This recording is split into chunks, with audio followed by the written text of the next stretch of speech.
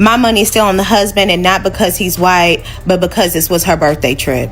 She went and got a new wig, got her lashes did, nails did, toes did, picked out outfits, and created an itinerary for her birthday.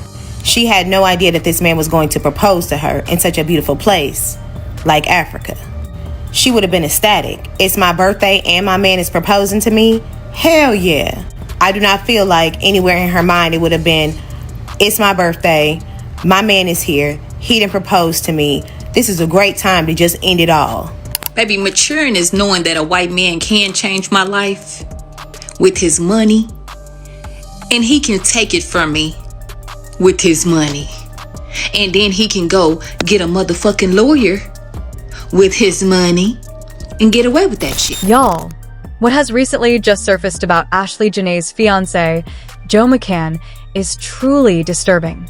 How do you turn a birthday getaway into a crime scene and expect to walk away scot-free? Ashlee and Joe seemed like they had a flawless relationship, especially after he made it official by proposing to her during their trip. But with Ashlee suddenly unaliving herself, the authorities are revealing fresh details about the truth of their relationship, which is making this whole case extremely confusing. From claims about Ashlee being a social media escort to claims about Joe already being married, the situation is taking a very dark turn. I just spoke to the family of Ashlee Robinson. She's the 31-year-old influencer who was on vacation with her fiance celebrating her birthday. He actually proposed on the trip. But something crazy happened. She was having a good time. Her family said she was very excited to be there, shared pictures with the family, FaceTimed them when she was proposed to. But they released a statement saying that Ashlee was found unconscious in her villa and was rushed to a local hospital where her death was confirmed hours later. So for those who don't know, Ashlee Jenae, whose real name is Ashlee Robinson, was found unresponsive in her hotel room during a trip to Zanzibar with her fiancé, Joe McCann. Ashlee was a popular influencer in Miami with a dedicated audience of around 120,000 followers and posted mostly travel, beauty, and fashion content. But what really got people focused on her was when she popped out with her new man, Joe McCann. They reportedly started dating in 2024, but made it public late 2025. From then on, their relationship became the highlight of her feed. The two of them were always traveling together, and Ashlee was all about praising her man for that soft girl lifestyle and keeping her kept. Once her 31st birthday rolled around, of course, Ashlee made an event out of it. She and Joe traveled to Zanzibar, Tanzania for a magical safari vacation, and from the pictures, it looked like Ashlee was having a great time. As if the trip wasn't going well enough, Joe got on one knee and asked Ashlee to marry him. And of course, she said yes. But hours after he proposed, Ashlee's family got contacted from her emergency contacts that she had been found unconscious in her villa and rushed to the local hospital. Later, it was confirmed that she had passed away. When the local police investigated, they reported that her fiancé was the one who found her and called the police. They also stated that there wasn't going to be any further investigation since all evidence pointed to Ashlee unaliving herself. According to reports, she used a piece of cloth from her dress. Joe was deemed innocent, and the case was closed just like that. My daughter Ashlee, she's no longer here with us, and we're trying to find out why. Chill. This is a load of BS, if I've ever heard of it. And her family also believes that something isn't right here. From what we now know, Ashlee was the one who paid for the trip and organized everything. On top of that, she went to get her hair done, nails, and even got new outfits for the trip. So they are telling us that she did all that just to unalive herself in Africa? A friend said, "We need justice for my friend, Ashlee Jenae, who was found dead in her hotel in Tanzania, and her fiancé, Joe McCann, claims she hung herself." Anyone who knows Ash knows she would never commit suicide. We need answers now. She was starting the next chapter of her life. She called us and FaceTimed us to share with us her travel. Ashlee's mother says she never would have expected that less than a week later, her daughter would be dead. On April 8th, she says Ashlee called saying she and her fiance got into an argument and were moved to separate rooms. The next day, she received another call, this time from her fiance. He told me that Ashlee did something to herself and that she was being taken to the hospital. I said, what happened when? And he told me it had been 11 hours prior. Hours later, the luxury resort the couple was staying at called saying that Ashlee passed away. And for a man whose fiancée allegedly unalived herself, Joe hasn't said anything about her. He's completely cleansed his page of her existence and didn't even bother to make any statement about the passing of someone that is supposed to be the love of his life. McCann has also cut off all communication with Ashlee's family. But from the new reports coming out, it looks like there is a reason why Joe McCann isn't about to speak on Ashlee anytime soon. The feds revealed that when they started poking around, staff at the villa revealed that Ashlee and Joe had a serious argument. I mean, it was so bad that they had to find another room for them to stay separate. Also, even though Joe was the one who called the authorities, did y'all know that he waited for 11 whole hours before he actually contacted them or her family? This is the man that they said was innocent, but this was just the tip of what was going on in their relationship. When the feds poked into their relationship, they discovered that this wasn't the first time Ashlee and Joe had a fight. At first, most of their fights were about money. But here's where things start getting even more complicated, because the more people began looking into this case, the more questions started stacking up instead of answers. Online discussions quickly shifted from shock to analysis.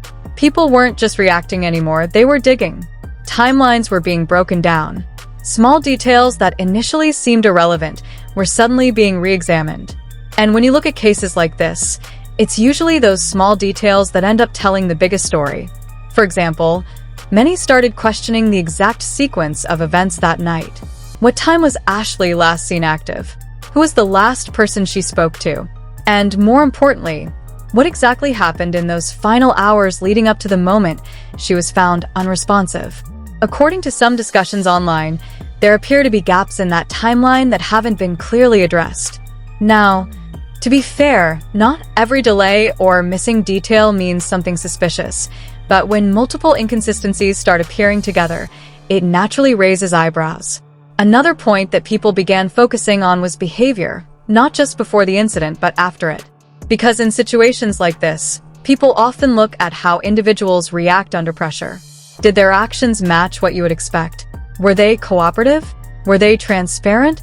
And while there hasn't been any official confirmation of wrongdoing, many online observers pointed out that certain actions didn't fully align with what they expected to see in a situation like this. Again, that doesn't prove anything on its own, but it does contribute to the overall sense of uncertainty surrounding the case. Then there's the issue of outside involvement. Once reports started circulating that additional authorities and agencies were taking a closer look, it added another layer to the situation. Because when cases begin attracting broader attention, it usually means there are still unanswered questions that need to be explored more carefully. At the same time, the role of social media cannot be ignored here. Platforms that once showcased a picture-perfect relationship suddenly turned into sources of speculation and debate. Old posts were being revisited. Captions were being reinterpreted. Even the smallest interactions were being analyzed for hidden meaning. And this is where things can quickly become a double-edged sword. On one hand, social media gives people a way to piece together narratives and share information. But on the other hand, it can also amplify assumptions. However, that wasn't the case at all. Joe's company was actually shut down due to terrible performance. I mean, it was so bad that it lost 70 to 80% of its value by the time it came crashing down. Here's where it gets even deeper. Joe has publicly supported and invested in meme coins. You know, the space known for pump and dump schemes and investments where investors lose just about everything. His firm made massive bets and lost out, and also lost a massive $5 billion deal that made customers lose interest in the company. Joe was struggling to keep up with their lifestyle, and most of their trips and lavish gifts were reportedly paid for by Ashlee to keep up appearances. However, as their relationship progressed, Ashlee saw a side of Joe that she never expected. He became abusive both emotionally and physically. And once they settled, he would assure Ashlee that it would never happen again, and that would be the end of it. As time went on, he became increasingly aggressive until it got to the point when they had to be separated while on holiday. At first, it was easy for the local police to dismiss it as an argument between a couple. But when the U.S. Embassy got involved and the investigation went deeper, it was discovered that Joe is not all that clean. We're not too sure what happened. That's what we're trying to find out. I got 2 emails today from the embassy in Zanzibar that said the investigation is still ongoing. That they have not determined the cause of death yet at all, and the investigation is still ongoing and still pending right now. So there has nothing official has been released. That's what we're trying to find out. We just want answers. We just think it's very odd that our daughter is traveling with Joe and we don't hear anything from Joe.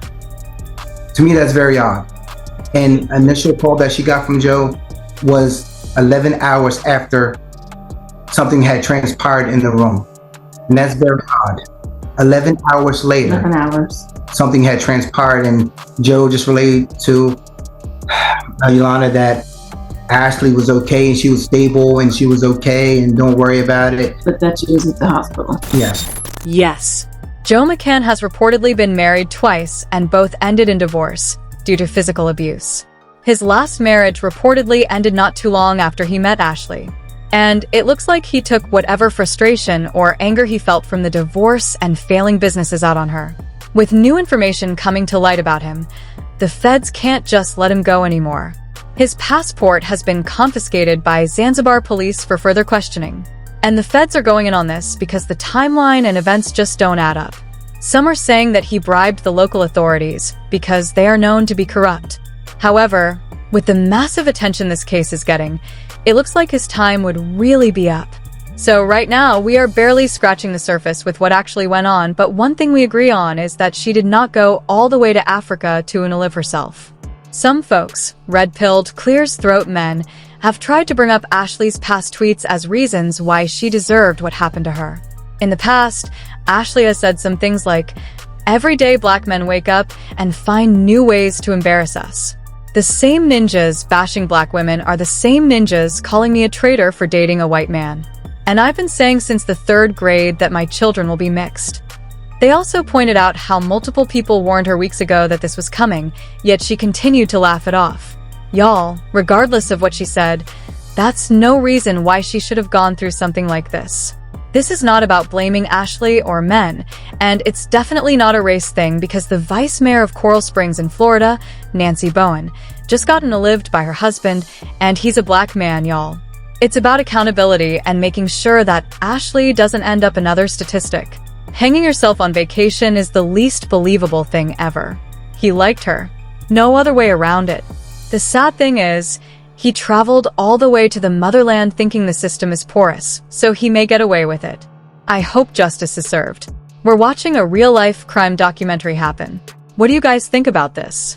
Sound off in the comments, and don't forget to like and subscribe, and I'll see you in the next video.